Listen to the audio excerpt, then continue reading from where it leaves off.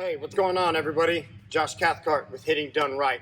For this next discussion video, I'm going to talk about bottom hand versus top hand feel for hitters. All right, before we dive into that, please like and subscribe to the channel. Getting 2026 kicked off the right way. Going to be getting more of these long form videos out to you guys, so I'd appreciate your support. Go hit that like and that subscribe button.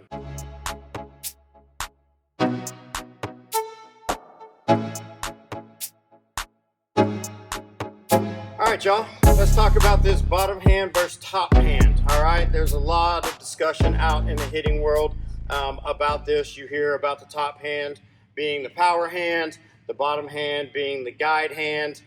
Some people talk about it a different way, talking about being more lead side dominant, more pulling with this front side, producing more power.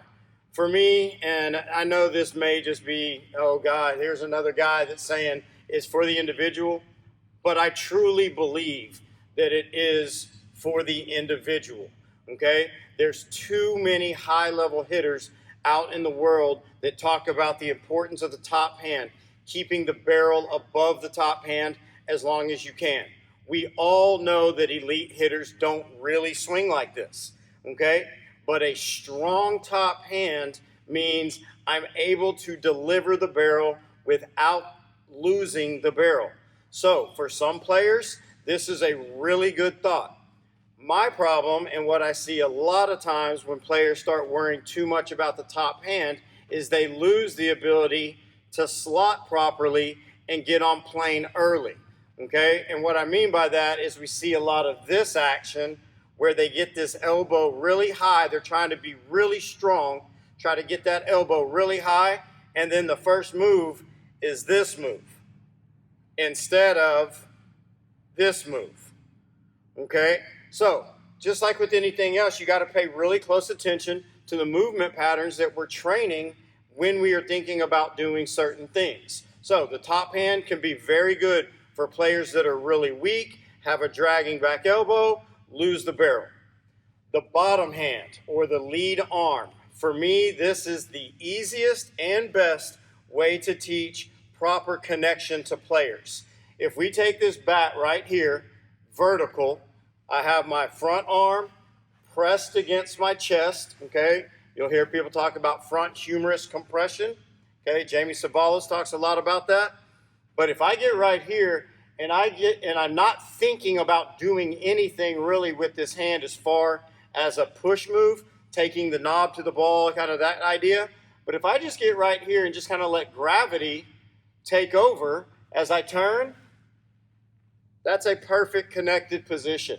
And that's what I work with my players a lot on, okay, is we'll just start vertical, push that arm against. I talk about hugging ourselves, okay? If you're here, kind of hug yourself with the bat. It's not on top of the shoulder, but out to the side. This lead arm is going to straighten out a little bit. I don't have it barred out. This would be a disconnected swing.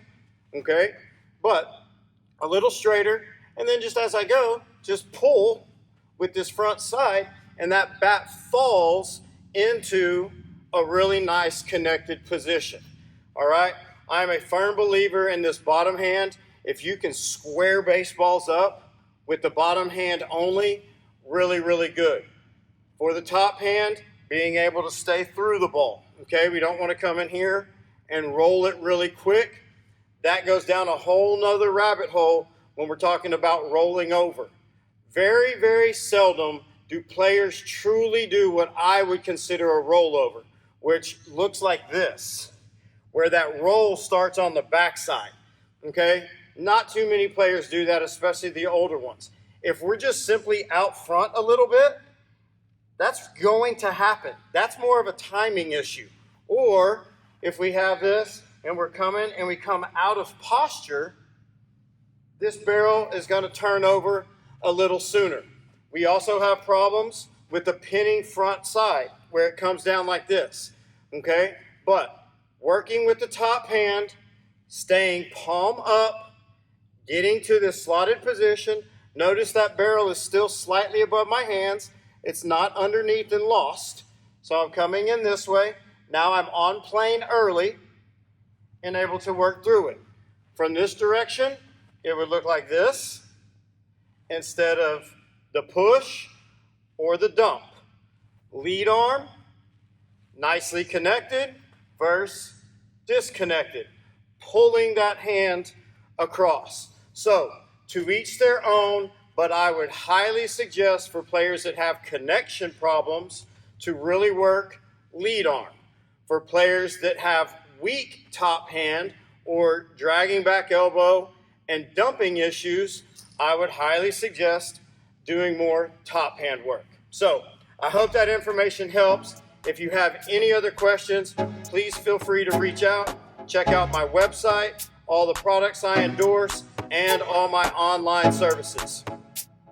Y'all be good.